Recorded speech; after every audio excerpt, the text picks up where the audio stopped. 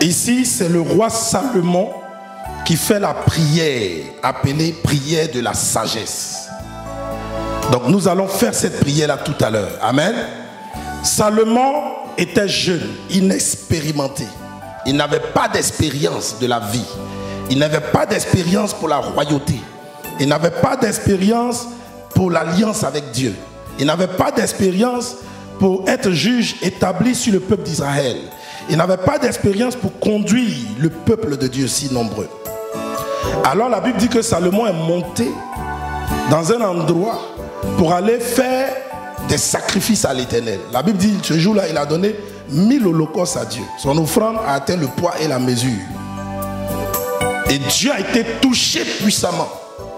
Et le Seigneur est venu demander à Salomon: que veux-tu que je t'accorde? Habituellement, c'est nous qui demandons à Dieu: Seigneur, donne-nous ça. Seigneur, je veux que tu m'accordes ça. Mais dans le cas de figure ici, ce n'est pas Salomon qui a demandé à Dieu d'abord. Salomon est parti juste faire son offrande. Mais son offrande a tellement touché Dieu que Dieu en retour ne va pas attendre que Salomon lui demande quelque chose. Mais Dieu va se dépêcher avant Salomon pour dire à Salomon: demande-moi ce que tu veux, je te l'accorde. Alors dans l'élan prophétique, Salomon fait une prière que la Bible appelle la prière de sagesse. Il converse avec Dieu, mais sa conversation en fait était une prière. Il dit au Seigneur: accorde-moi la sagesse. Alléluia. Parce que ton peuple a besoin de vrais guides. Et moi, en tant que jeune guide, comparativement à mon père David, qui était un homme de terrain, d'expérience, j'ai besoin de ta sagesse pour réussir ma mission. Alors la Bible dit que Dieu va lui accorder cette sagesse-là, qui n'est pas une sagesse humaine, qui n'est pas une sagesse familiale, qui n'est pas une sagesse financière, qui n'est pas une sagesse nucléaire ou industrielle. C'est une connaissance au-delà de toutes les connaissances. C'est la sagesse supérieure dans le sens divin du mot. Dis un amen fort. Dieu va lui accorder une sagesse divine. Et le Seigneur va dire à Salomon: cette sagesse que je te donne, personne avant toi, pendant toi ou après toi, n'aura la même sagesse que toi. Ne sera plus sage. Si Salomon était resté attaché à cette sagesse que Dieu lui a donnée dès le départ, dès ce jour-là, il n'aurait jamais connu de déboire dans sa royauté jusqu'à la fin de ses jours. C'est parce que plus tard, Salomon va se détourner de cette sagesse qui va commencer à fauter contre Dieu et son trône va être remis en cause. Vous connaissez le reste de l'histoire. Donc je veux dire à l'enfant de Dieu que tu es, quel que soit ce que tu cherches sur la terre comme bénédiction, quels que soient les liens que tu brises, quel que soit ce que tu as comme défi dans le combat spirituel, les combats de tous les jours de ta vie, tu as besoin de la sagesse de Dieu.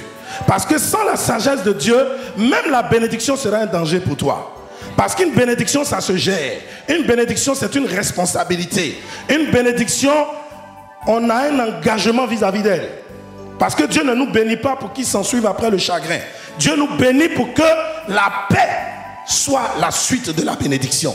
Mais le manque de sagesse peut amener des troubles dans ta bénédiction. Donc une bénédiction, on la gère. Aujourd'hui, nous allons faire une prière pour demander à Dieu de nous donner la sagesse qu'il a donnée à Salomon. Mais contrairement à Salomon, que nous ne partions pas plus tard, nous détourner de cette sagesse. Si Dieu nous accorde sa sagesse, restons attachés à sa sagesse jusqu'à la fin de nos jours. Quelqu'un dit besoin de renouveler mon intelligence. En fait, Dieu doit aller jusqu'à dans mon subconscient, ma conscience, pour booster les choses à l'intérieur de moi, pour les changer, les métamorphoser, pour transformer. Il faut qu'il y ait création nouvelle en moi.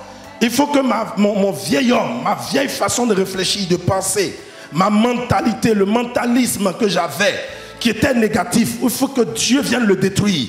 Il faut que Dieu me donne un esprit très ouvert. On va dire un esprit universel désormais. Je ne peux pas être chrétien et puis je marche avec l'intelligence de mon village où j'étais. Que ton intelligence soit élargie au sens divin du mot. Pour que tu ne sois pas limité quand tu réfléchis. Dis Amen. Et que tu sois intelligent, c'est-à-dire que la connaissance de Dieu, le savoir de Dieu, le savoir divin vienne s'installer en toi. C'est vrai, il y a plusieurs types de savoir. L'un des savoirs que nous tous nous cherchons, c'est le savoir qui s'acquiert par le travail. Vous comprenez? C'est-à-dire on fait des études, on fait des recherches, on lit beaucoup, on se cultive, On peut aller jusqu'à des hauts niveaux d'études pour atteindre de grands diplômes. Ça, c'est le savoir qui vient parce qu'on fournit des efforts. Mais il y a un autre savoir, c'est un don. Dis amen avec moi. Ce savoir-là, je l'appelle le don du savoir, le don de la connaissance.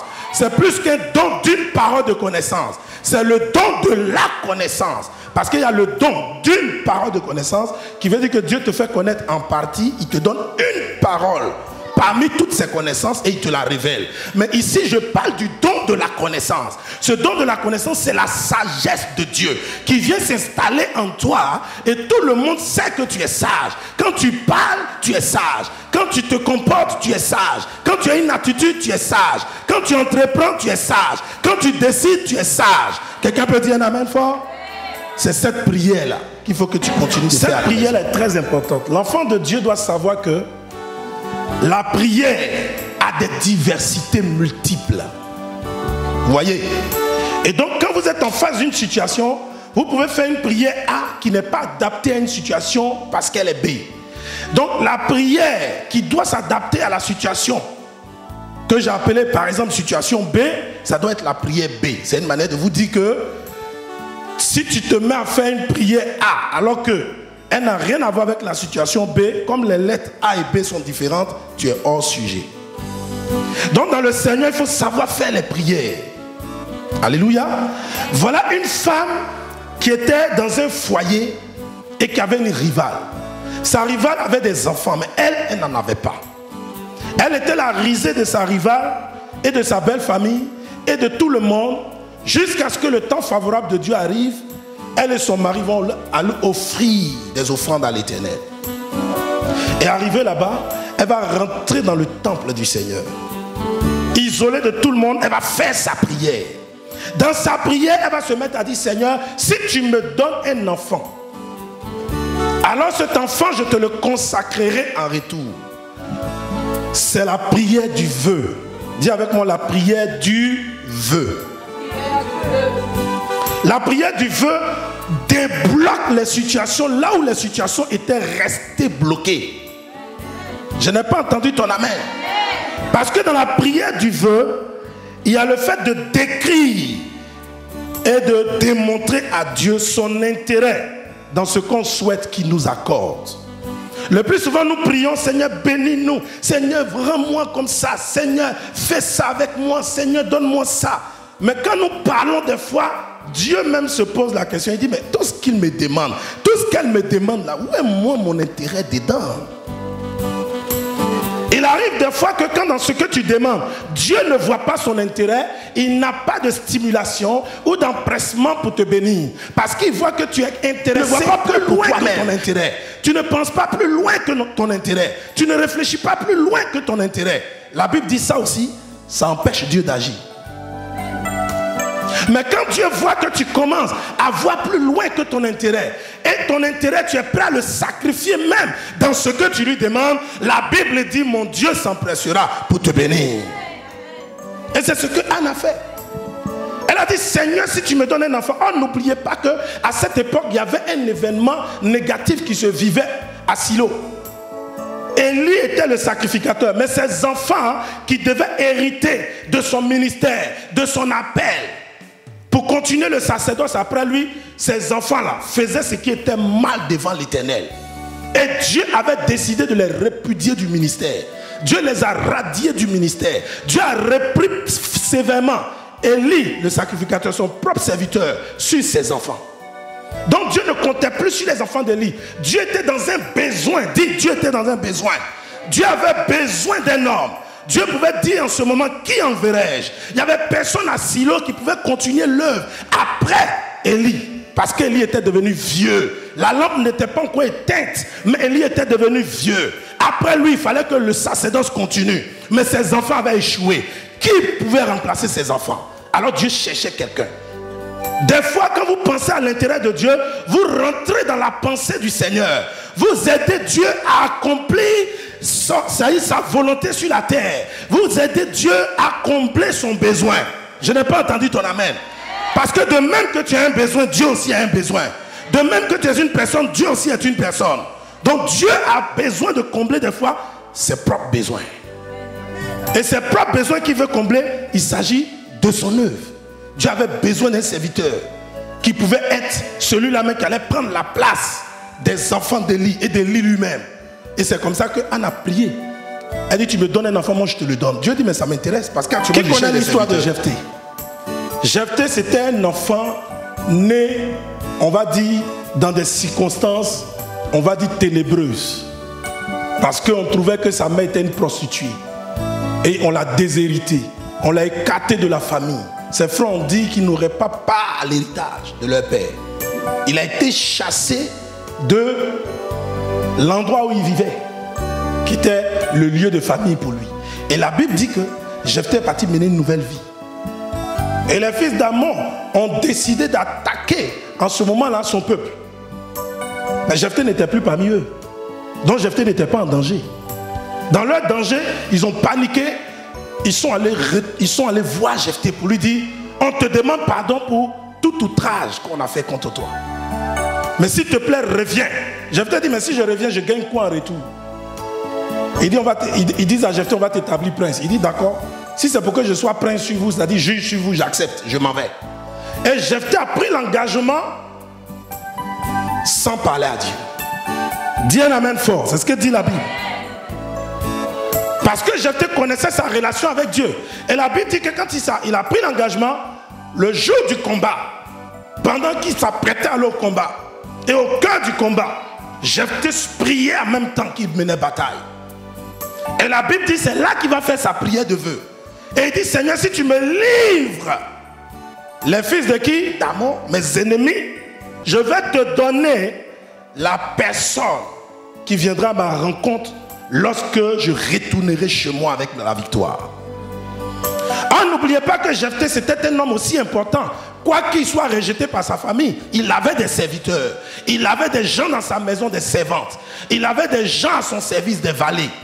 Donc dans la tête de Jephthé, il pensait que quand il allait retourner à la maison, vous savez, quand un homme est grand, dans l'Ancien Testament, quand un homme est riche, quand un homme est puissant, quand il revient de mission, ses enfants l'attendent à la maison, dans l'endroit où il loge avec ses enfants, et il festoie, il mange. Mais ce sont ses serviteurs qui courent à sa rencontre pour aller porter ses bagages. Est-ce que quelqu'un me comprend? Donc Jephthé disait en lui, Seigneur, si tu permets que j'ai la victoire, je te donne la première personne qui vient à ma rencontre. Il pensait à un de ses serviteurs, une de ses servantes, à quelqu'un qui était à son service. Il n'a jamais imaginé que Dieu allait choisir son enfant unique, sa fille unique.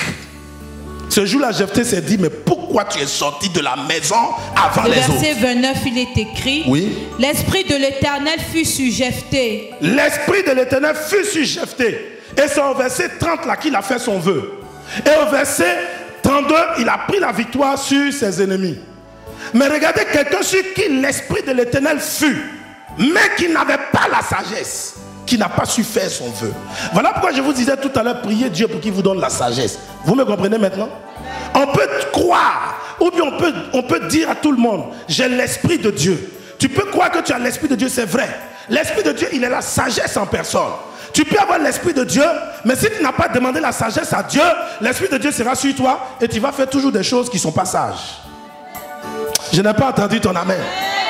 Le verset 29 ici nous dit que l'Esprit de Dieu s'est saisi de qui? De Jephthé. C'est dans cet élan-là qu'il est parti en guerre. Arrivé là-bas, au lieu de faire le bon vœu, il a fait un vœu qui n'était pas clair. Donc Dieu dit, bon, comme ce n'est pas clair, je vais choisir moi-même la personne qui va venir à sa rencontre. Peut-être qu'avant, quand Jephthé sort, il va dans les conquêtes, quand il revient, ce sont ses serviteurs qui viennent à sa rencontre. Mais cette fois-ci, Dieu dit non. Moi, je n'ai pas besoin de ses serviteurs en sacrifice. Je vais prendre ce qui lui coûte cher. Parce qu'une offrande, c'est ce qui te coûte cher. Ce que tu donnes à Dieu, là, pour son intérêt, c'est ce qui doit te faire mal quand ça te quitte. Je n'ai pas entendu ton amen. Donc quand tu donnes souvent des offrandes et puis tu n'as pas mal, tu es tranquille là. Mon ami, c'est pas monter vers Dieu. Ah là là, c'est pas monter vers Dieu. Ça doit te faire mal. Parce que ça doit être quelque chose qui a été arraché de toi. Tu as mal un coup. Et puis c'est après, la douleur va passer parce que la bénédiction va venir pour supprimer la douleur qui était là. Fais le vœu de sagesse. C'est-à-dire le vœu qui est sage. Je n'ai pas entendu ton amen. N'allez jamais dire à Dieu, si tu fais tant pour moi, je vais faire tant pour toi, alors que tu sais pertinemment que tu ne peux pas le faire. Sois sûr de ce que tu peux donner à Dieu. Je n'ai pas entendu ton amen. Sois sûr de ce que tu peux donner à Dieu. Les anglophones sont violents dans le donner parce qu'ils savent prendre les choses à l'arraché.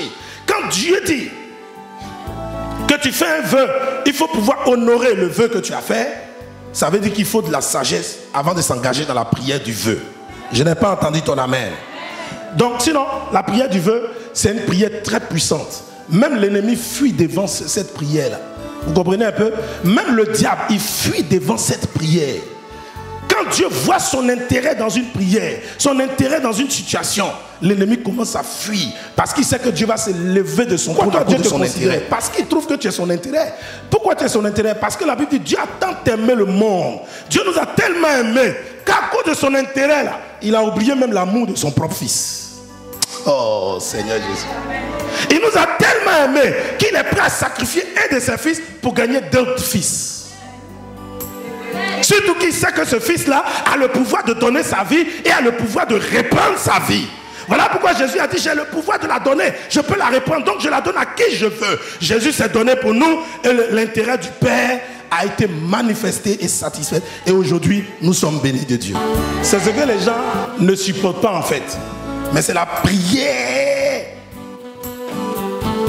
Dites prière, louange de trompette et de cris. C'est-à-dire, quand tu pries, tu dis Seigneur, envoie tes anges sonner de la trompette. Pendant que moi je crie dans ma prière. C'est pour ça qu'ils ont voté des lois et disent non, ne faites pas de bruit. Satan sait pourquoi il court vite, il inspire les hommes politiques à voter des lois.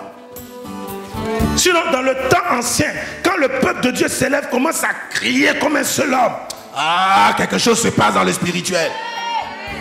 Le jour où tu auras l'occasion, tu peux aller dans un parc. Même si on te prend pour un fou, crie seul, c'est pas grave. Quand tu vis tes problèmes là, qui les vit avec toi? Mais tu peux crier Seigneur. Entends-tu Dieu a dit, sonne la louange de la trompette. La Bible dit, les murs dans lesquels on t'avait mis emprisonné par exemple vont s'écrouler. Ou bien les murs qui t'empêchaient d'entrer dans un lieu vont s'écrouler et tu rentreras. C'est une prière forte qui brise les murs. Alors vous savez de quoi est bâti les murs? Les briques béton, les fers, il y a plein de choses dans le mur. Un mur normalement résiste des fois, même à certains tremblements de terre, ça dépend du degré de tremblement de terre, certains murs peuvent résister. Mais peu importe le mur, la Bible dit, la prière dite prière louange de trompette et de cri va écrouler les murs qui sont autour de toi. Dis un amen fort. Donc de temps en temps il faut faire cette prière. Il faut dire Seigneur aide-moi dans le combat. Pendant que moi je prie, je crie là. Je prie, je crie. Il faut que tes anges sonnent de la trompette. Quand les murailles qui m'empêchent d'avancer vont entendre ça, elles vont s'écrouler et puis moi j'avance. C'est comme ça que Jéricho a été pris en possession. Amen.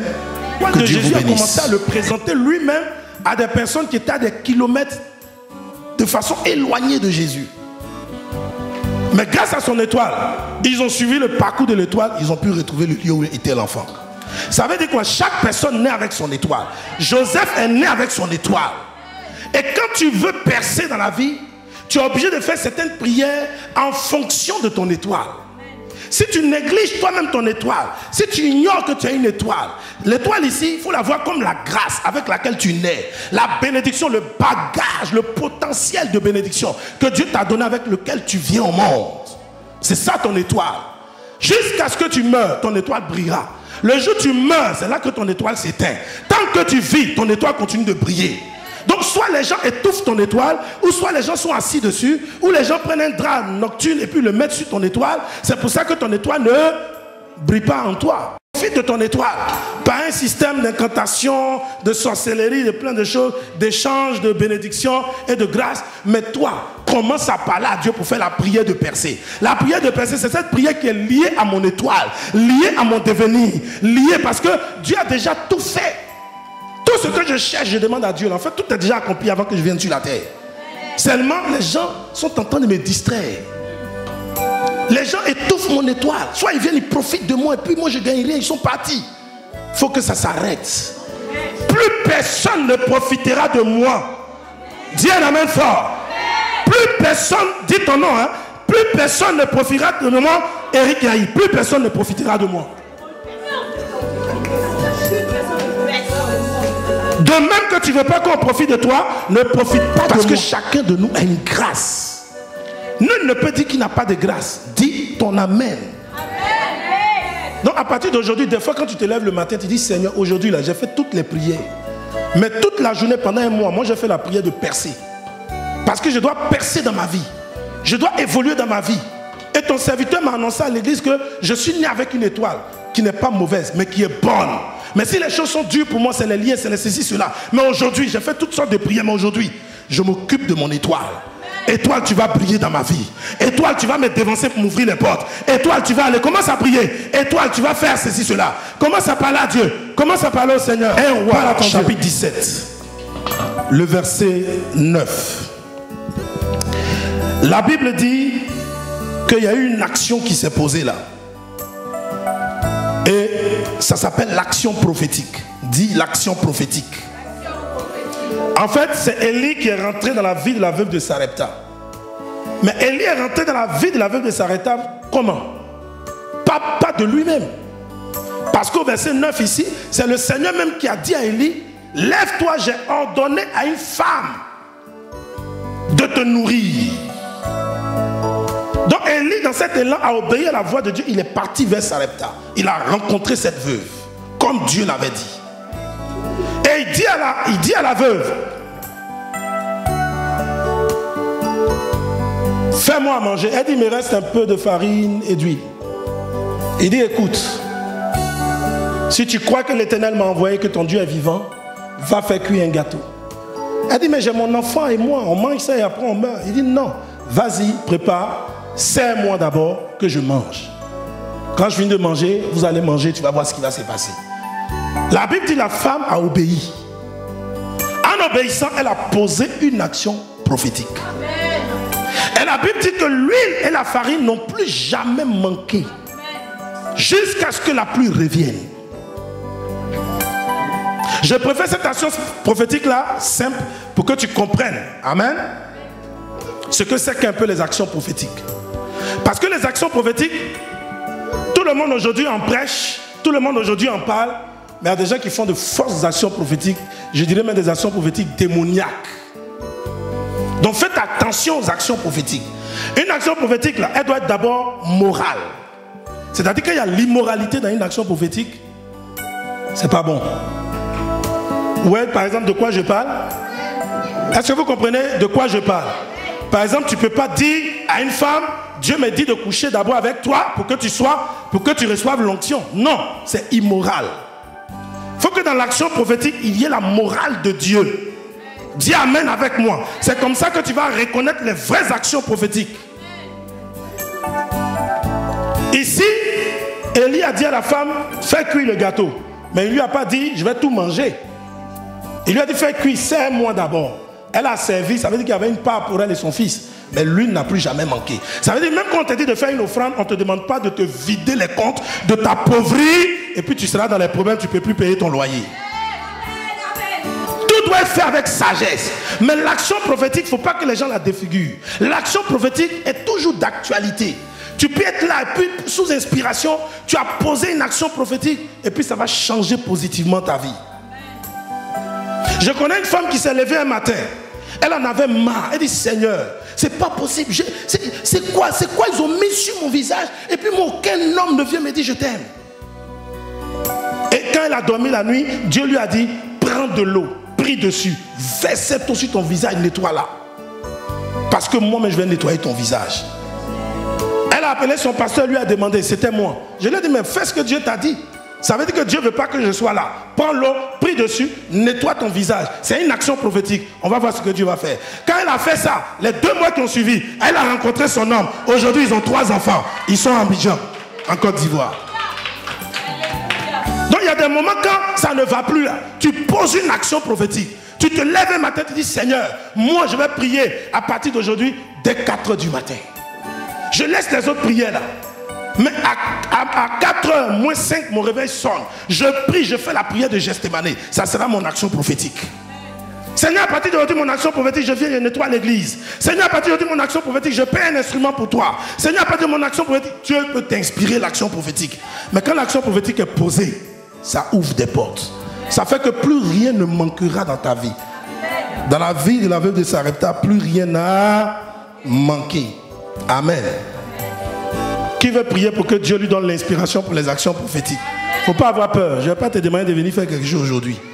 Mais prie le Seigneur avec moi. Dis, Seigneur, je pose dès aujourd'hui, sous ton inspiration, chaque jour dans ma vie, des actions prophétiques pour m'ouvrir des portes afin que j'avance. Au nom de Jésus, j'ai prié. Amen. Comment les choses devaient se faire? Comment les anciens devaient porter l'âge, pieds nus, mettre leurs pieds dans le Jourdain? Ils se sont venus s'asseoir dans le Jourdain. La Bible dit, les eaux du Jourdain se sont asséchées. Dieu a séché les eaux du Jourdain à cause de cette action prophétique. Parce que là où l'âge se tient, là même les eaux obéissent à l'Éternel. Quelqu'un dit un amen. Donc sachez poser des actions prophétiques quand il le faut. Arrêtez de trop murmurer si j'ai des problèmes. Je ne peux pas faire mon offrande d'attirement, il y a trop de problèmes. Je ne peux pas payer. Arrêtez vos histoires là. Arrêtez ça. Sacrifie-toi pour que l'œuvre de ton Père avance. Pour que l'œuvre de Dieu avance. Dis un amen fort. Et tu vas voir comment Dieu va t'ouvrir les portes. Ça veut dire que quand on veut rentrer dans une bénédiction, il faut remplir les conditions. Que Dieu vous bénisse. On a presque fini. Vous qui êtes fatigués, ça va aller. On va faire une autre prière qui est la prière du positionnement. Je veux que Dieu me positionne partout. Vous savez, dans le positionnement, là, tu peux être dans le métro puis tu rencontres un préfet. Tu ne sais pas que c'est lui qui est le préfet. Dans le positionnement, là, tu peux aller un jour aller faire du sport. Et puis celui à qui tu cours là, un jour tu le retrouves en préfecture et puis il te reconnaît. Tu le retrouves quelque part et puis c'est lui qui va décanter la situation. Ça s'appelle la prière du positionnement. Parce que tu dois être ce jour-là, là à l'heure, dans le lieu, avec la personne. Oh, je n'ai pas entendu ton amen. Qui veut que Dieu le positionne? Oh, vous aimez ça. Alléluia. Dieu va te positionner. La prière du positionnement, c'est ce que Esther a connu. C'est Mardochée qui l'a inspiré. Mardochée lui a dit, va. Elle s'appelait Adassa, il dit, va. Ils l'ont introduit parmi les Perses et Médès. Mais si elle n'était pas rentrée pour être positionnée, c'était un problème pour le peuple juif dans les années à venir. Comme Dieu fait lecture des événements à venir, Dieu a trouvé le moyen pour déchoir la reine Vashti. Dieu a permis que Vashti commette une erreur et elle est sortie. Et dans sa sortie, ça a provoqué l'entrée d'Adassa. Alléluia. Dans sa sortie, Adassa est rentrée. Quand quelqu'un sort, toi tu rentres. Tant que quelqu'un ne sort pas, toi tu ne rentres pas. Donc pour mon positionnement, quelqu'un doit sortir. Quelqu'un doit sortir. Quelqu'un doit sortir. Pour ton positionnement, quelqu'un doit sortir. Alléluia. Alléluia. Qui occupe la position? Qui occupe le positionnement? Il doit sortir de ce positionnement. La prière du positionnement. Joseph va la comprendre quand il était en prison. En fait, il a été chez Potiphar. Il a compris que c'est l'esclavage qui l'a amené là-bas. Ses frères l'ont vendu, tout. Mais il ne savait pas que ce n'était pas sa place. Il a travaillé quand même pour Potiphar. Dieu dit, mais l'enfant là, il dort. Hein? Il ne sait pas qu'il y a ce qu'on appelle la prière du positionnement. Je vais créer les événements. La femme de Potiphar va l'accuser, on va le jeter injustement en prison. En prison, il va murmurer contre moi. Il va commencer à crier maintenant. Il va commencer à parler. Il va faire des choses. Et puis moi, j'ai venu le reprendre sur ce qu'il va faire. Quand je vais le reprendre là, je vais ouvrir maintenant ses yeux. Je vais lui donner l'intelligence dont on a parlé tout à l'heure. Et puis il va commencer à réfléchir. Il va lui-même créer les voies. Pour que moi, dans les voies il va opérer, moi je travaille dedans pour lui. C'est comme ça qu'il y avait une des chansons qui a été restaurée parce que Joseph a eu, les chansons, ils ont eu des rêves. Ils sont venus expliquer à Joseph. Je lui ai dit, il y a un qui va mourir, il y a un qui sera reconduit dans ses fonctions. Celui qui sera reconduit dans ses fonctions, ça va arriver. Celui qui va mourir, ça va arriver. Joseph va lui dire à celui qui va être reconduit dans ses fonctions, parle de moi à qui? À Pharaon. Dieu a dit, j'aime maintenant l'intelligence de Joseph. Il comprend que même quand tu es avec Dieu, il y a le relationnel. C'est-à-dire, il faut toujours que tu connaisses quelqu'un qui soit une source de bénédiction pour toi. On a toujours besoin de quelqu'un d'autre pour percer dans la vie. Tu ne peux jamais t'isoler. Ce n'est pas possible. Les chansons sont parties. Il a oublié Joseph. Dieu dit, bon, c'est pas grave. Joseph, comme il a quand même tenté, j'ai vu sa foi. C'est une preuve d'action. Je vais le bénir. Dieu a commencé à troubler les nuits de Pharaon même. juste pour positionner Joseph.